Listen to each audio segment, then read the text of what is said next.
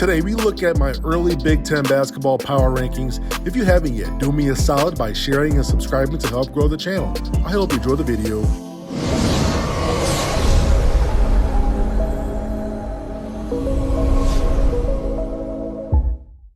Whenever I do these rankings, there's always a method and context behind them. So here's a few variables I took into consideration. Look at what these teams did the previous year. Then I look at who's returning from these teams. Then not only who, but what is the off-season growth potential of some of these guys who are returning. I also look at the impact of new faces, whether they're transfers or high school recruits. And then I consider the advantages and disadvantages a team may or may not have when going up against Big Ten opponents. At number 14, we have Penn State, and I feel kind of bad because last year was their year with senior Lamar Stevens, who worked so hard to get to the tourney, finally putting Penn State in a position to not just get in, but a decent seed. They'll have to rely on guards Myron Jones and Miles Dredd to carry most of their production. And the Nittany Lions are a bit thin down low after the graduation of Lamar and Mike Watkins. And the conference is filled with tough bigs. Not to mention Pat Chambers resigning in October, leaving Jim Ferry as the interim head coach. Ferry has never been a head coach at the high major level, and he walks into a tough conference during a rebuilding year. It could get ugly. At number 13, we have Nebraska. I am a huge Fred Hoiberg fan, and he's starting to recruit at a higher level. But this past season, he had to scrounge together an entire roster coming from different backgrounds. And once again, their better players are going to be new faces. Teddy Allen was a super scorer at the JUCO level, averaging over 31 points per game, 40% of his attempts coming from three, so he was a balanced scorer. And he was a solid rebounder and creator. And at 6'5", 215, he should be a handful for Big Ten defenses. Pittsburgh transfer and former four-star recruit Trey McGowens will be in the backcourt with him as well. But I think they make noise next year with their first five-star recruit in program history. I believe they're 1 year away from getting back to the postseason. At number 12, we have Minnesota. Richard Pitino got an extension in 2019 after a very lucky season, a complete mirage, losing in the round of 32. Then last season they go back to normal and end up under 500. He's failed to recruit the state of Minnesota, but the administration has put themselves on the hook through 2024. Not sure what they're going to do with his contract if they fail to meet standards again this year. Booth Gotch and Liam Robbins are transfers out of Utah and Drake. They're going to add some size on the wing and down low, but the jury is still out whether they'll be able to help right away or not. Marcus Carr is one of the top returning guards in the conference, but if teams key on him, Gabe Kalsher, and incoming freshman Jamal Mashburn Jr., I'm not sure where Minnesota will turn for production. At number 11, we have Northwestern. I'm probably higher on Northwestern than many people, and I totally get it. Ever since their first tournament berth, they've been winning less and less over the last 3 seasons, winning only 8 games last year, losing to Radford, and lost to Merrimack, who was playing in their first year as a Division I school.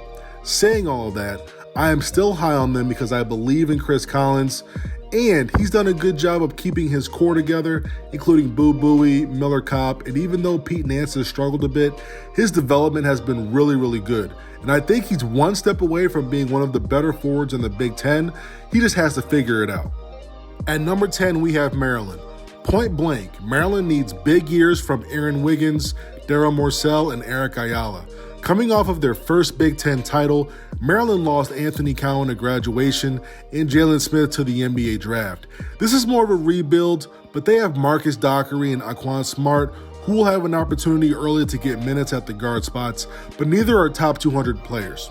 They'll have to rely on moving Eric Ayala over to the point guard position and hoping one of the 2 freshmen pan out to help with ball handling, shooting, and creating. Alabama transfer Galen Smith should help with the frontcourt depth, but he wasn't very productive in the SEC. Fully expect Cho Marial to be the main guy down low. At number 9, we have Purdue. Talent-wise, they're probably bottom 3 in the league, but it seems like Matt Painter gets the most out of his players. Over the last 14 seasons, he's had under 20 wins only 3 times, one of those years occurring this past season. And there was some drama behind the transfers of Nojel Eastern and Matt Harms, and it's seeming more and more like Purdue cut dead weight. The Boilermakers will have shooters returning, including Sasha Stefanovic and Eric Hunter Jr. They'll also have help from a recruiting class featuring Jaden Ivey and Ethan Morton, providing more shooting and scoring. Trevion Williams will be the man inside who will be the biggest reason Purdue fails or succeeds this year. A lot of pressure falls on him. He's going to have to play more minutes and be more active. Hopefully he had a good offseason workout regimen. At number 8, we have Ohio State. They endured a lot of turnover this past season, but they still have legit players. Not tons of depth, but their short rotation will be tough. Expect a big leap from Dwayne Washington Jr., a talented shooting guard who thinks nobody can guard him. Harvard transfer and Columbus native Seth Towns comes in with some impressive accolades, but he hasn't played in a couple years due to injury. It's imperative he remains healthy with the lack of depth from the wing position, as transfer Justice Suing is the only other perimeter player with size and length. CJ Walker seemed like the only true playmaker until Michi Johnson announced he was reclassifying into 2020 to join the Buckeyes. He'll add another guard who can create for himself and others. Look for EJ Liddell to possibly have a breakout season. At number 7, we have Rutgers. They could easily be number 6 or number 5 here. They're one of my favorite teams to watch in the Big Ten, and Steve Pikiell has done an amazing job turning around a dead program in the short time he's been there. Many believe Rutgers would have made it to their first NCAA tournament since 1991, and then the pandemic happened. But that team is going to return some talented and tough players this year. Everything starts with Geo Baker and Ron Harper Jr.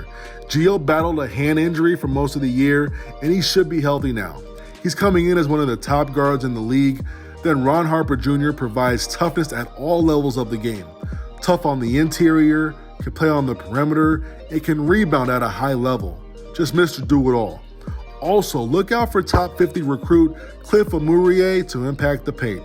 At number 6, we have Indiana. Trace Jackson Davis returns. He was named All Big Ten as a freshman after a very good season.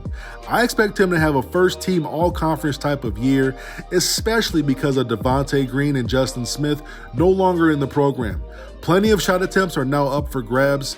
No more Green, but I think they'll actually have upgrades in the backcourt with Rob Finney getting more opportunities, but also a very good recruiting class led by point guard Christian Lander, who reclassified to 2020 to join this year's Hoosier team. Lander should end up as one of the better point guards in the conference. His style of play should translate well. At number 5, we have Michigan. They lost Xavier Simpson and John Teskey to graduation, but they did a great job in the offseason by addressing some of their weaknesses, adding depth to the wing position, signing bigger guards, and getting Mike Smith, one of the top scorers in the country, to be more of a threat from the point guard spot. Their bigger guards now consist of 6'5" freshman Zeb Jackson and 6'5" transfer Shondy Brown, who started 73 games in the ACC. Reports say that Franz Wagner is now 6'10" and is believed to be a first-round draft pick in 2021. Isaiah Livers missed 9 games between December 21st and February 8th last season. Not surprising, that was the segment that Michigan struggled the most. So his presence is going to be needed in order for Michigan to contend. They're thin at the big man spot, but they'll be relying heavily on incoming freshman Hunter Dickinson. At number 4, we have Iowa, which is probably a shock due to being one of the higher-ranked teams nationally, according to the AP and USA Today and all that stuff. And they returned almost everyone. Luka Garza is someone who had a great case to be the National Player of the Year this past season. He returns. Joe Wieskamp, versatile wing, returns. Sharpshooter CJ Frederick, who was named All-Freshman, he returns. Jordan Bohannon took a medical redshirt after playing 10 games. He comes back. Why are they at 4 for me? Their defense is very, very bad, and I just can't get over that. So if shots happen to not fall, it's going to be difficult for them to beat the tougher opponents in the conference. As good as they are talent-wise, and they are really, really good, I just can't get over their lack of discipline and toughness on the defensive end. At number 3, we have Wisconsin. They return everyone from last year's Big Ten title team.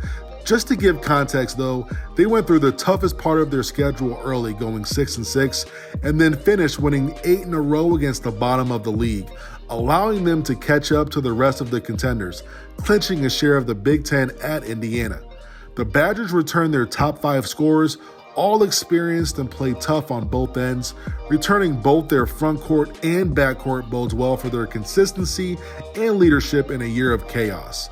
Despite lacking true star power, they produce by committee, and they'll be competing for another Big Ten championship. At number 2, we have Michigan State.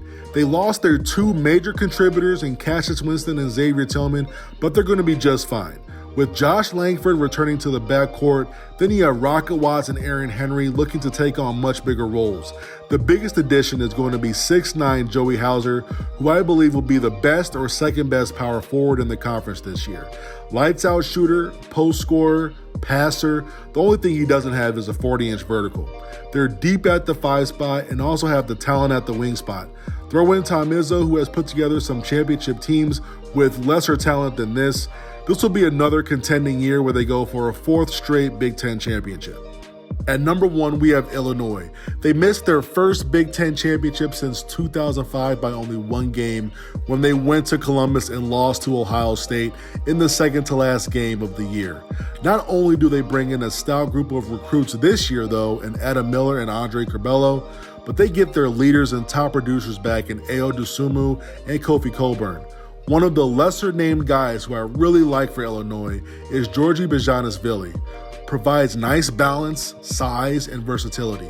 The Fighting Illini have the talent, returning leadership, the glue guys, and playing style where they can win a low-scoring dogfight or a high-scoring shootout. Brad Underwood has slowly adapted over the years, and this helps them to not only compete for a Big Ten championship, but also a national title. Just for summary and organization, here's the final list in order. I'll probably do another one after watching games to get a better idea of the preparation of some of these teams and where these teams are mentally during the chaos of 2020. Let me know in the comments what you agree or disagree with. Thanks for watching.